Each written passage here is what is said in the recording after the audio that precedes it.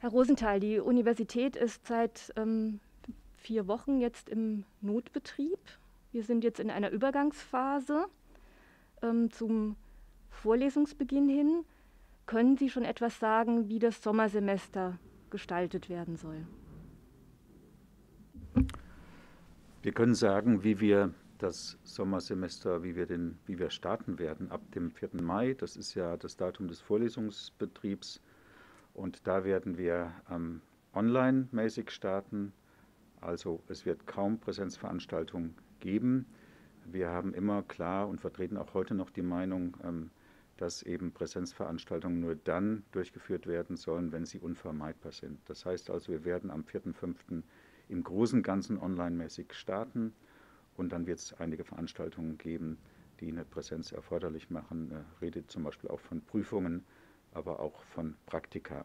Und inwieweit wir dann diese behutsame Öffnung vorantreiben können, das wird sehr stark auch von den Gegebenheiten abhängen und auch von den Bestimmungen des Gesundheitsamtes in Jena zum Beispiel, von dem, was das Land sagt und von dem, was der Bund sagt. Also das sind wir natürlich sehr stark von den Rahmenbedingungen abhängig und deswegen können wir das Semester im Augenblick noch nicht durchplanen. Man ist immer dann auf der sicheren Seite natürlich, wenn man digital vorgeht. Ja, wenn man online vorgeht, dann ist man auf der sicheren Seite. Deswegen kann auch nur der Ratschlag sein, was eben online-mäßig zu machen ist, das sollte auch online-mäßig gemacht werden. Frau Winkler, dann die Frage an Sie. Überwiegend digitales Semester. Wie sind wir denn da aufgestellt an der Uni Jena? Wir haben an der Uni Jena ja zum Glück schon, bevor die Pandemie begonnen hat, mit digitalen Tools gearbeitet. Wir haben eine gut funktionierende Lernplattform, Moodle, und sehr viele Lehrende haben bereits vor der Pandemie mit diesen Tools gearbeitet, wo das sinnvoll und geboten war. Aktuell sind die allermeisten Lehrenden dabei, ihre Angebote umzustellen auf digitale Angebote. Also ich nehme da eine sehr große Kreativität und hohes Engagement wahr, passende digitale Formate zu finden, um nach Möglichkeit zu kompensieren, was man jetzt durch Wegfall der Präsenz eben nicht anbieten kann. Wir haben auch für die Lehrenden Supportstrukturen aufgebaut. Unsere Servicestelle Lehre lernen berät. Die haben dann eine Hotline für Lehrende, damit möglichst gute Lösungen gefunden werden sollen. Und last but not least haben wir auch unser Angebot an digitalen Tools erweitert und sind sukzessive noch dabei, um dem Bedarf der Lehrenden hier gerecht werden zu können. Herr Rosenthal, es liegt eine Petition von Studierenden vor, die die Hochschulleitung auffordern, dieses Semester als ein Solidarsemester zu erklären. Wie ist denn dazu die Haltung der Hochschulleitung? Ja, wir möchten schon das kommende Semester so solidarisch, wie es irgendwie möglich ist, gestalten. Es wird kein normales Semester sein, es wird ein ungewöhnliches Semester sein. Es kommt etwas auf uns zu, was noch nie auf uns zugekommen ist. Wir müssen viel improvisieren.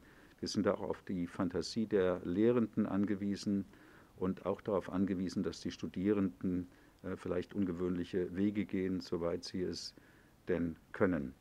Wir möchten, dass ein möglichst komplettes Angebot vorliegt und dass man in dem Sinne ein komplettes Semester auch absolvieren kann, wenn auch unter ganz besonderen Bedingungen. Das halten wir für ein ganz wichtiges Ziel, dass also für die Studierenden wirklich das Angebot weitestgehend komplett ist. Auf der anderen Seite erwarten wir von den Studierenden, dass sie dieses Angebot wahrnehmen, soweit sie dies auch können. Wir wissen, dass das in vielen Fällen auch nicht möglich sein wird. Ich nenne mal die Kinderbetreuung, ich nenne ökonomische Gründe, die Betreuung von Angehörigen, vielleicht auch der Umstand, dass man keinen Internetzugang hat. Das sind alles Gründe, die berücksichtigt werden sollen und die dann auch dazu führen sollen, dass das Semester nicht angerechnet wird. Da wollen wir sehr flexibel vorgehen. Das ist unsere Haltung auch gegenüber dem Land. Letzten Endes wird das Land hier ja die Rahmenbedingungen setzen. Also zusammengefasst, wir wollen ein solidarisches Semester. Wir erwarten von unseren Lehrenden, dass sie ein möglichst komplettes Angebot vorhalten. Und wir erwarten von den Studierenden, soweit es ihnen möglich ist, dass sie dieses Angebot auch wahrnehmen.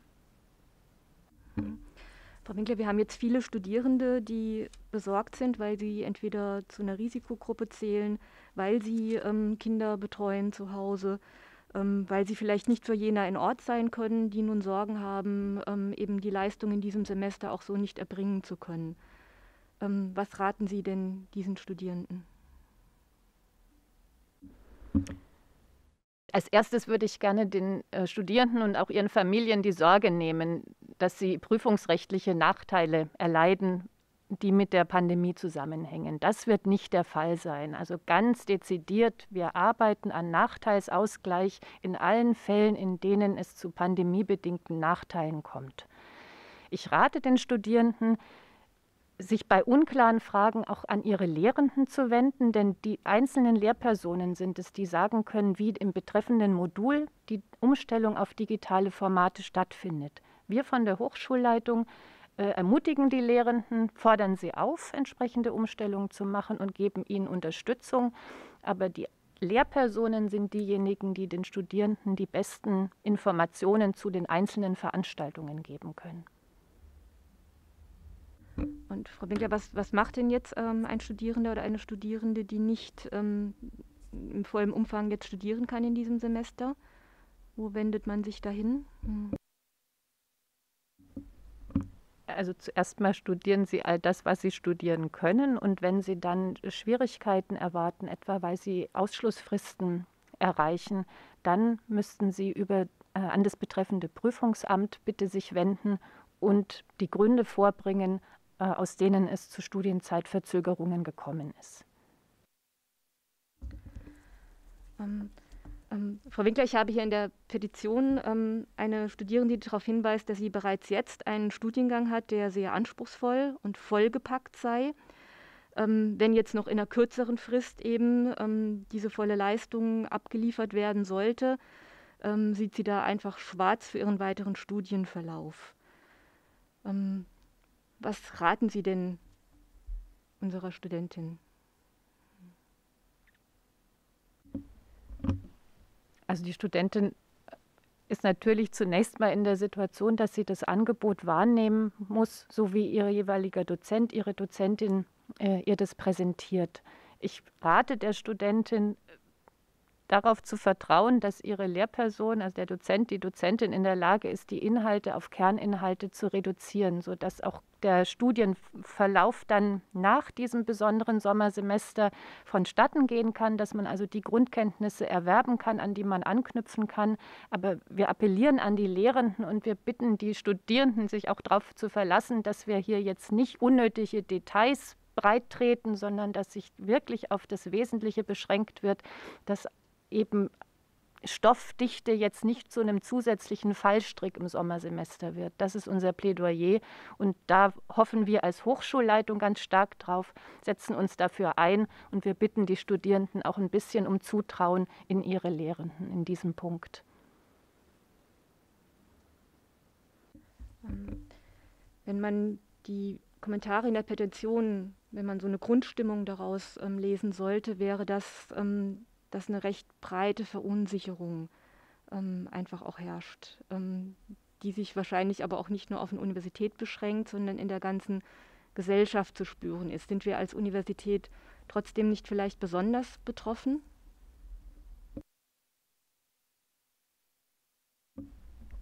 Ich denke, wir sind als Universität insofern besonders betroffen, als die Fragen, die sich bei uns stellen, eben welche sind, die typisch für Universität sind.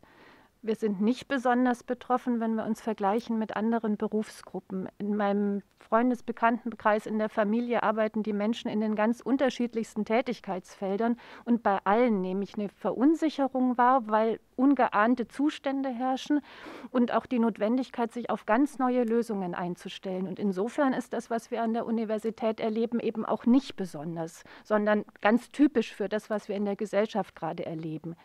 Für alle Fragen, die ganz spezifisch, ganz besonders die Universität, die Lehre, das Studium betreffen, da arbeiten wir an der Uni Jena momentan daran, möglichst gute Lösungen zu finden. Aber man muss auch sagen, auch wir kennen nicht die Antworten auf die Fragen, sondern müssen die im Prozess nach und nach entwickeln.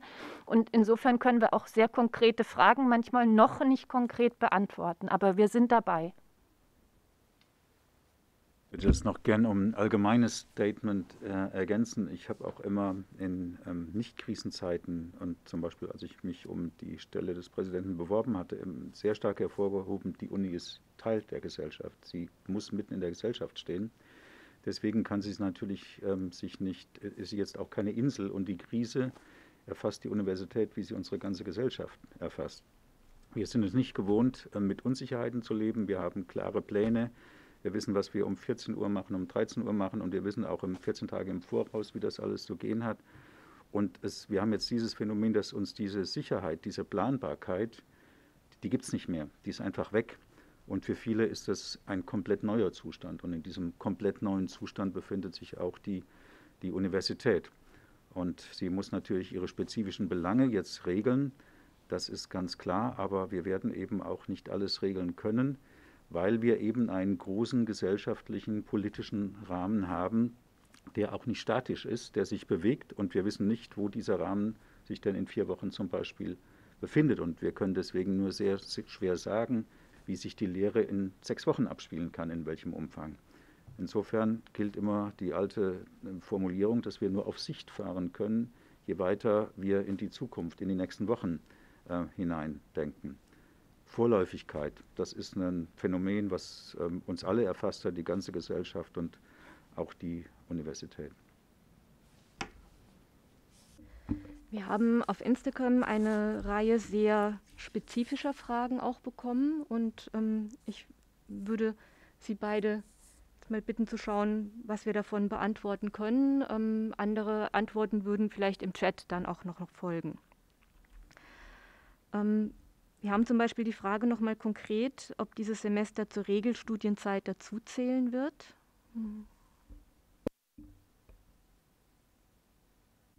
Ja, dazu kann ich vielleicht was sagen.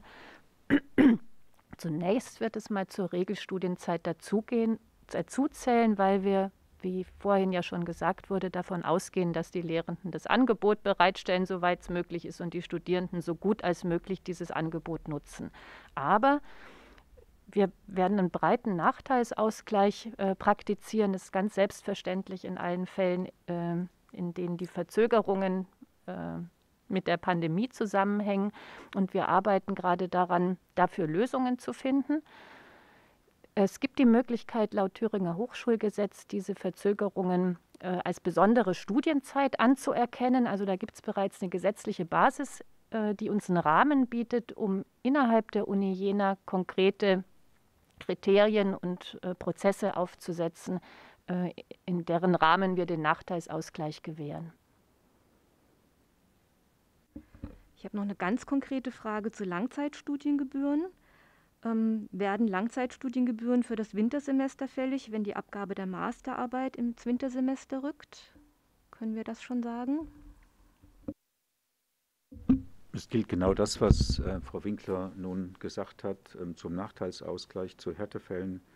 Ich denke, dass die Langzeitstudiengebühren genauso geregelt werden. Und wenn jemand seinen Masterabschluss nicht machen kann in diesem Sommersemester, für das der Abschluss geplant war, dann darf sich das nicht nachteilig auswirken.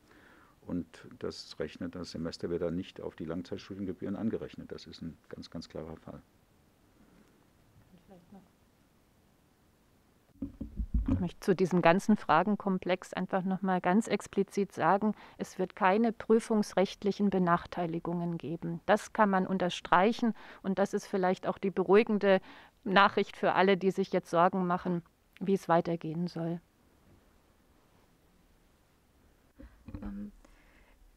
Wir haben einige Studierende mit Kindern, auch kleinen Kindergartenkindern. Und hier ist die spezielle Frage, wird es eine Notbetreuung für Kindergartenkinder geben, wenn beide Eltern studieren? Wir setzen uns dafür ein, dass diese Notbetreuung ermöglicht wird in Thüringen. Ich habe, bevor ich jetzt hier in dieses Gespräch gegangen bin, ein Gespräch mit dem Ministerium gehabt und habe darauf hingewiesen, dass eben die Notbetreuung erweitert werden muss. Sie muss auch gelten für die Lehrenden an einer Hochschule. Es ist ja nicht nachvollziehbar, dass sie für die Schulen gilt, aber nicht für die Hochschulen, und sie muss natürlich auch für die Studierenden gelten. Wir werden uns also politisch dafür einsetzen. Den Rahmen allerdings muss dann das Land auch dafür gewähren. Aber unser Ziel ist es, da eine Notbetreuung für Lehrende und für Studierende zu ermöglichen. Und welche Unterstützung gibt es für Eltern, die ihre Kinder zu Hause haben und betreuen?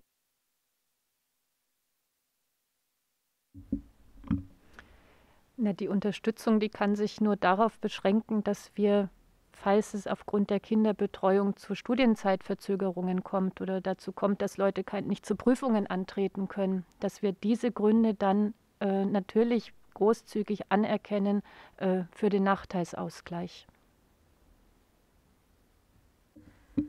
Wir haben eine Reihe von Fragen, die sich mit der TULP jetzt befassen. Können Sie da schon etwas perspektivisch sagen? Die TULP hat sich ja jetzt schon auf diesen Ausnahmezustand eingestellt. Die Online-Services sind erweitert worden, und was jetzt gerade etabliert wird, ist, dass man eben auch Bücher wieder ausleihen kann, also nicht nur online Dokumente bekommt, sondern Bücher wieder ausleihen kann, die man aber bisher online bestellen muss. Wir wollen aber dann ungefähr Mitte Mai in engen Grenzen allerdings die Bibliothek auch wieder begehbar machen. Das muss dann ein kontrollierter Zugang sein. Die Hygieneregeln müssen strikt eingehalten werden, aber eine vorsichtige Öffnung ist dann ab Mitte Mai wieder geplant. Die Frist zur Abgabe von Hausarbeiten und Bachelorarbeiten wurde ja pauschal um 8 Wochen verlängert, Frau Winkler. Gilt das auch für Bachelorarbeiten, die jetzt erst angemeldet werden?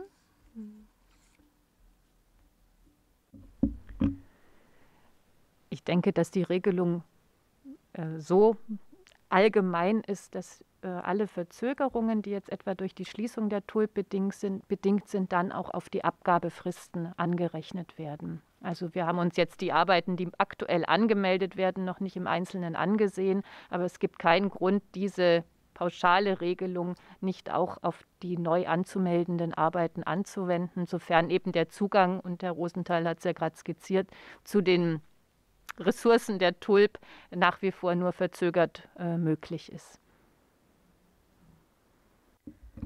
Ich habe eine ganz allgemeine Frage, die wir, glaube ich, schon selbst beantworten, nämlich wird Maskenpflicht auch für Uni gelten? Na, da kann ich nur zu sagen, wir übernehmen 1:1 die Regelung der Stadt. Das ist dann auch eine klare Vorgabe, und wir können da keine Ausnahmen machen. Wir haben ja auch in den FAQs da Informationen ausgegeben, wie die Masken zu verwenden sind, und daran werden wir uns auch strikt halten. Masken sollen ja auch jetzt schon aktuell bei Prüfungen getragen werden. Es finden ja Prüfungen in einem begrenzten Rahmen zurzeit auch schon statt. Können Sie zu den Prüfungsbedingungen noch etwas sagen, Herr Rosenthal? Ja, ich möchte hier an dieser Stelle nur sehr allgemein das teilweise auch dann nochmal wiederholen. Es müssen Masken getragen werden, auch bei den Prüfungen. Die Masken sind aber kein Freifahrtschein. Sie ersetzen zum Beispiel nicht den 1,5 Meter Abstand. Es müssen alle Hygieneregeln, die von der Stadt erlassen sind, auch bei Prüfungen jeglicher Art, schriftlich oder mündlich, müssen strikt eingehalten werden. Da kann es keine Ausnahme geben. Die Hygienebestimmungen bedeuten natürlich dann auch, dass Prüfungen über mehrere Räume verteilt werden müssen unter Umständen, je nach der Anzahl der zu prüfenden Studierenden.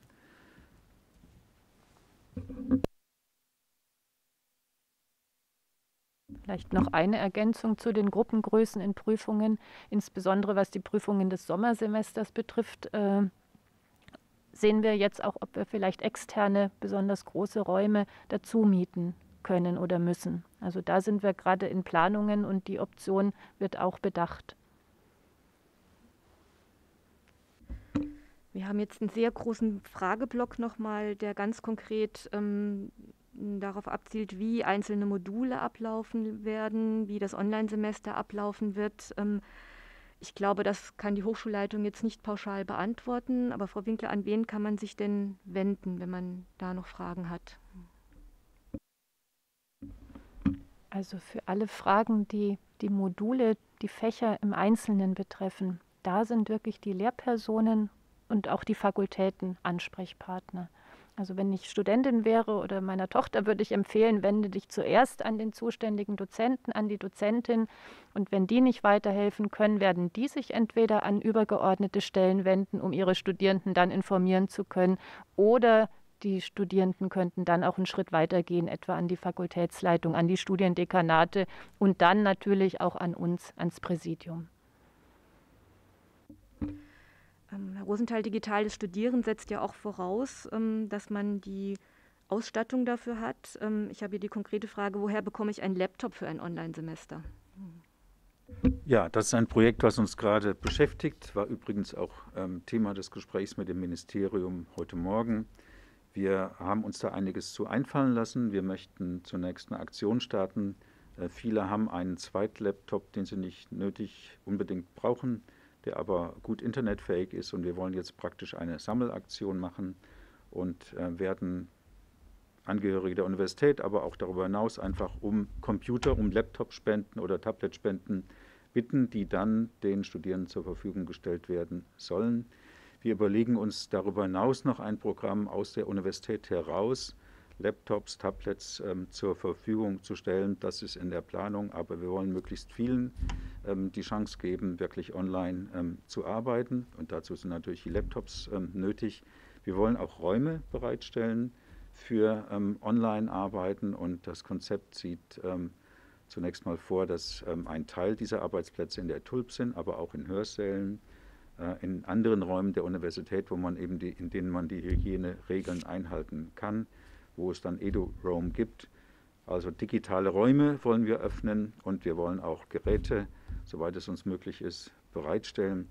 All das muss behutsam gemacht werden. Die Stadt ist sehr darauf bedacht, dass eben keine großen Massenbewegungen erfolgen. Wir müssen also auch dann den Zugang zu diesen digitalen Räumen kontrollieren und gut organisieren und sicherstellen, dass die Abstände eingehalten werden und so weiter. Aber wir sind da auf dem Wege, und da werden Lösungen angeboten werden.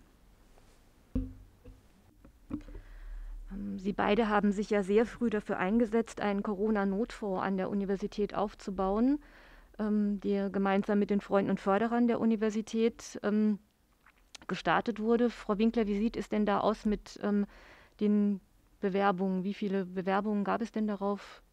Können Sie da was zu sagen?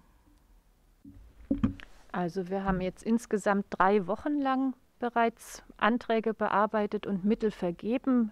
Rund 120 Anträge pro Woche gehen ein und werden geprüft und werden dann eben sehr großzügig beschieden. Also wenn plausibel vorgebracht wird, dass die Studierenden aufgrund der Pandemie in Not gekommen sind, also etwa ihre Jobs verloren haben, dann wird unbürokratisch geholfen.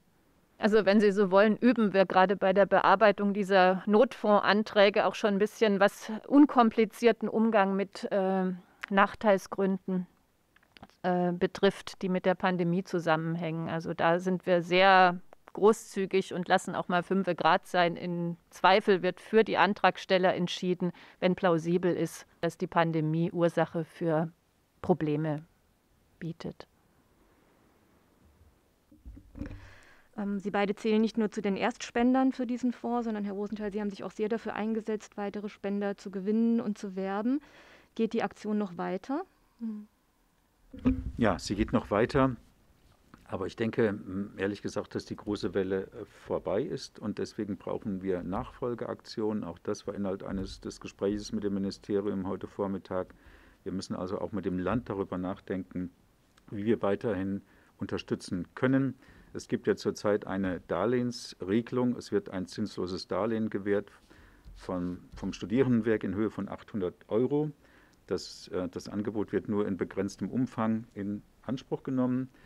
Und die Überlegungen gehen dahin, und auch meine Empfehlungen, dass es zumindest teilweise in ein Stipendium, das nicht rückzahlbar ist, umgewandelt wird, dieses Darlehen, und dass auch mehr Darlehen noch in den nächsten Monaten zur Verfügung gestellt werden. Ich denke, wir sind nicht durch, sondern die Notsituationen werden anhalten und es wird weiter einen großen Bedarf geben. Deswegen brauchen wir ein Programm, was über zumindest einige Monate mal trägt und was auch großzügig ist, in dem Sinne, dass eben nicht es ein Komplettdarlehen ist, sondern dass eben maximal ein Teil des Darlehens des Betrags wieder rückzahlbar ist.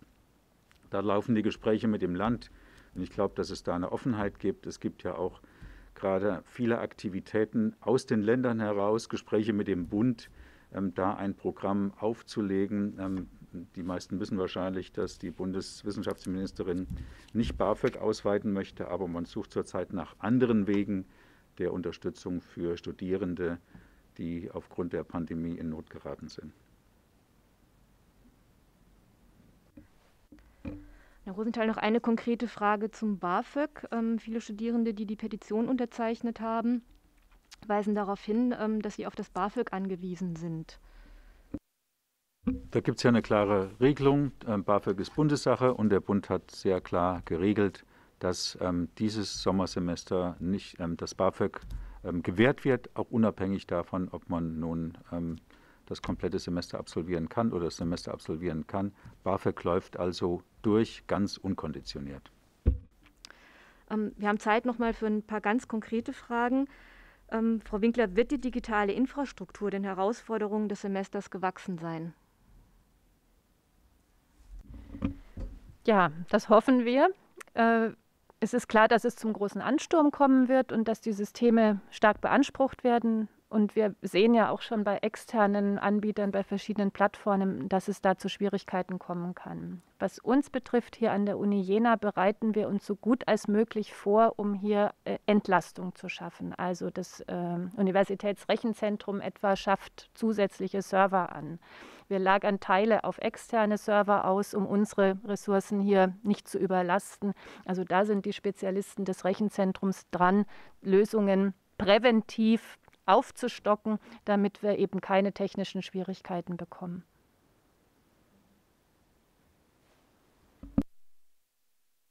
Ich kann das nochmal bestätigen an dieser Stelle, dass es große Anstrengungen seitens des Rechenzentrums gibt, die Kapazitäten auszuweiten.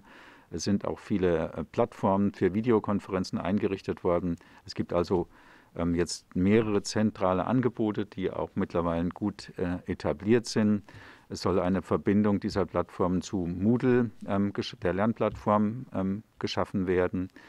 Und wir haben auch immer gesagt, wo individuelle Lösungen, also Insellösungen, die wir eigentlich nicht so gerne mögen, wo die unvermeidbar sind, da kann das auch sein. Es gibt also einzelne Fakultäten oder Institute, die dann sich eigene Lösungen schaffen.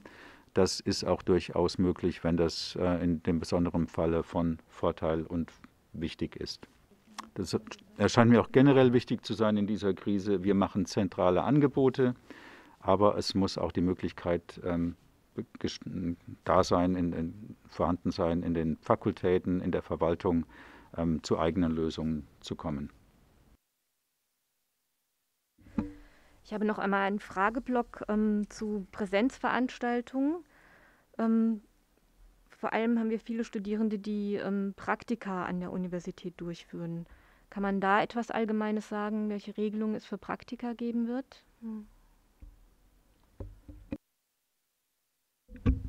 Praktika sollen grundsätzlich durchgeführt werden. Auch hier, ich muss mich wiederholen, gilt strikt die Anwendung der Hygieneregeln. Die Praktika müssen also entsprechend umorganisiert werden, dass man diese Hygieneregeln auch berücksichtigen kann. Aber unser Ziel ist, dass die Praktika in der Vorlesungszeit so weit wie irgendwie möglich durchgeführt werden. Zum Teil sind da Schichten notwendig, dass man eben 2, 3 Schichten pro Tag fährt. Auch das ist natürlich mit einem großen Aufwand verbunden. Aber andere Möglichkeiten sehen wir da nicht. Wir haben das Problem der räumlichen Begrenzung und das macht dann auch diesen Schichtdienst nötig. Aber unser Ziel ist es, die Praktika so komplett wie möglich doch letzten Endes für die Studierenden anzubieten. Und das betrifft übrigens auch das Anfertigen von Bachelor- und Masterarbeiten, soweit dazu eben Labors und so weiter in Anspruch genommen werden müssen. Und wie sieht es aus mit Praxisveranstaltungen für Sportstudenten? Ja, das ist tatsächlich aktuell noch eine ungeklärte Frage. Es ist vorhin schon angesprochen worden, dass wir als Universität den Regelungen des Landes und auch der Stadt unterliegen und also nicht so ohne weiteres sagen können, Sportstudierende können jetzt mit ihren Praktikumsveranstaltungen loslegen. Da arbeiten wir an der Lösung. Es gibt zum Beispiel den Vorschlag, die Sportarten nach Risikopotenzial zu clustern, also dass man Sportarten, in denen man Distanz halten kann, vielleicht schon zulassen kann, während beispielsweise Mannschaftssportarten noch nicht starten können. Aber da sind wir gerade dabei, eine Lösung auszuarbeiten. Also das ist so ein Beispiel für eine Frage, die wir noch nicht beantworten können, aber wo wir dran sind, wirklich eine Lösung im Interesse der Studierenden zu finden. Im schlimmsten Fall müsste es eine pauschale Regelung geben, dass die Sportstudierenden eben dieses Semester nicht angerechnet bekommen. Sie haben schon gesagt, das Semester wird überwiegend digital stattfinden. Sollen die Studierenden trotzdem am 4.5. zum Vorlesungsbeginn in Jena sein?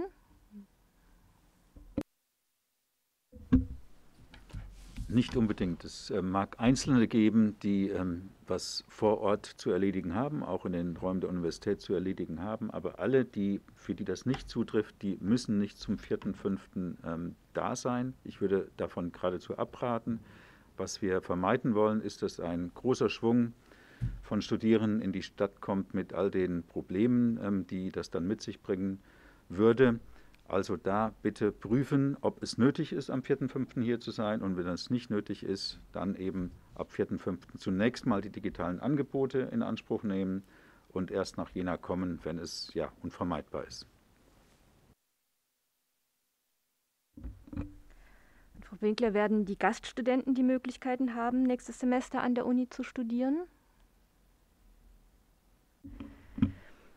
Die Gaststudierenden werden wie die anderen auch Möglichkeit haben, die digital bereitgestellten Module oder Lehrveranstaltungen zu studieren. Das ist kein Problem.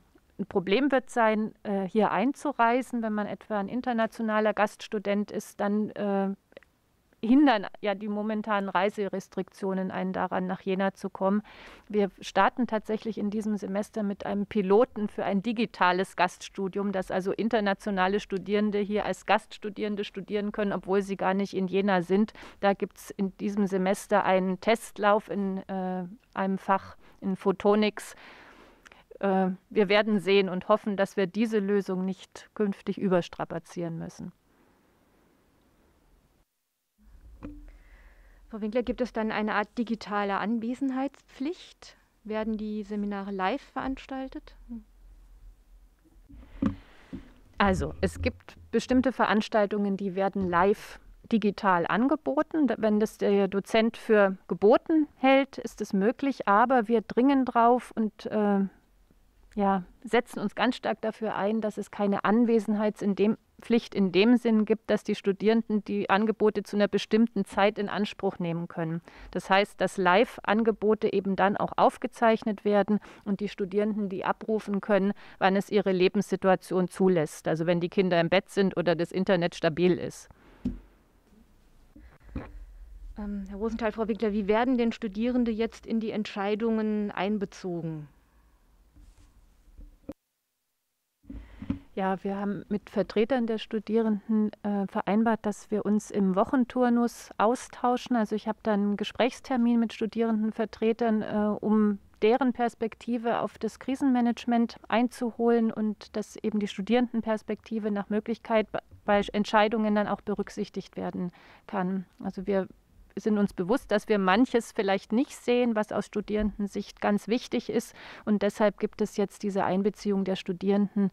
Und im Übrigen sind die Studierenden auch im Senat ja immer präsent, wenn Angelegenheiten der Universität diskutiert werden. Ich kann hinzufügen, dass wir jetzt einen zusätzlichen Austausch innerhalb des Senats organisieren werden. Das sind keine regulären Senatssitzungen, die natürlich wie geplant stattfinden. Aber praktisch zwischendurch wird es dann nochmal einen Austausch innerhalb des Senats geben. Da sind die Studierendenvertreter, natürlich die studentischen Senatoren mit dabei. Und da wird eben das Thema auch Bewältigung der Corona-Pandemie sein. Also eigens zu diesem Zweck werden wir uns extra noch als Senat zusammenfinden und die Fragen besprechen, die mit der Pandemie zusammenhängen. Viele Fragen werden ja jetzt auch nicht in Jena entschieden, sondern im Land oder bei der Landespräsidentenkonferenz. Sie sind Vorsitzende der Landespräsidentenkonferenz. Werden auch dort Studierende einbezogen? Ja, die Studierenden sind einbezogen. Wir haben Telefonkonferenzen mit, als TLPK, also als Landespräsidentenkonferenz mit dem Ministerium, und das sind auch die Studierenden, ist die KTS mit dabei. Sie haben gesagt, das Semester startet digital. Kann man schon etwas vorhersagen, ob es überhaupt Präsenzveranstaltungen dann im Sommersemester geben wird? Ja, wir starten digital und es ist jetzt sehr abhängig von den Studiengängen, sehr abhängig von den Fächern, von den Fakultäten, inwieweit man komplett ein digitales Semester fahren kann. Die Digitalisierung wird je nach Fach Grenzen haben. Und wo diese Grenzen liegen, das können wir heute noch nicht genau sagen, weil wir eben und die Rahmenbedingungen, unter denen wir arbeiten, derzeit noch nicht kennen. Wir schauen jetzt mal bis Anfang Mai und wie danach die Rahmenbedingungen sind, wissen wir noch nicht, und deswegen können wir auch noch nicht sagen, in welchem Umfang dann Präsenzveranstaltungen wieder möglich sind. Sie sind derzeit grundsätzlich möglich, aber in einem stark reduzierten Rahmen, und wie stark dieser Rahmen nun erweitert werden kann, das hängt wirklich von den Rahmenbedingungen ab, von den Verordnungen von Stadt, von Land, vom Bund. Das muss dann innerhalb dieser Vorgaben natürlich stattfinden. Und da haben wir diese Unsicherheit, die wir auch nicht auflösen können. Wir können nicht sagen, wie sich, sagen wir mal, ab Mitte Juni das Semester, was jetzt Präsenzlehre angeht, gestalten lässt. Deswegen nochmal, sicher ist eben die digitale Lehre, aber wir können auf der anderen Seite nicht, es kann nicht alles digital angeboten werden, das ist uns bewusst, und wir müssen deswegen jetzt versuchen, Formate zu finden, die sicherstellen, dass ein möglichst großer Teil der Präsenzveranstaltungen auch unter den Corona-Bedingungen stattfinden können. Das ist die große Herausforderung. Ich würde vielleicht noch ergänzen, dass wir ganz dringend an die Lehrenden appellieren, wirklich sich auf eine digitale Lehre fürs ganze Semester einzustellen. Das betrifft dann natürlich auch die Studierenden, weil wir es nicht wissen, wie Herr Rosenthal sagt. Und was wir nicht haben können, ist, dass alle hoffen, dass sie vielleicht Mitte Juli noch mit Blockveranstaltungen die Präsenz kompensieren können, die bisher nicht stattfinden konnte. Das ist dann nicht mehr studierbar, und das sagen wir den Lehrenden auch, weil wenn die Studierenden alles, was sie eigentlich hätten während des Semesters absolvieren sollen, dann en bloc Mitte Juli oder im August machen sollen, dann schaffen die das nicht. Also das ist die dringende Ansage: Setzen Sie auf digitale Lehre und hoffen Sie nicht auf Präsenzzeiten, von denen wir gar nicht wissen, ob sie kommen können. Sie nehmen ja bundesweit auch die Diskussion jetzt um Öffnung, um Herunterfahren der Restriktionen wahr. Wir wissen es nicht und müssen eher davon ausgehen, dass wir Präsenz nur in kleinsten Rahmen anbieten können, etwa bei den Laborveranstaltungen, die schon angesprochen wurden. Ich möchte mich nochmal bei allen bedanken, die jetzt auch wirklich dazu beigetragen haben, dass die Universität diese Krise stemmen kann. Dazu gehört natürlich auch ganz stark die Kommunikation. Das gibt mir jetzt hier Gelegenheit, auch nochmal auf die FAQs hinzuweisen. Diese FAQs sind abgestimmt mit dem Präsidium und sie werden täglich aktualisiert. Und meine Bitte ist daher, dass Sie diese FAQs besonders beachten.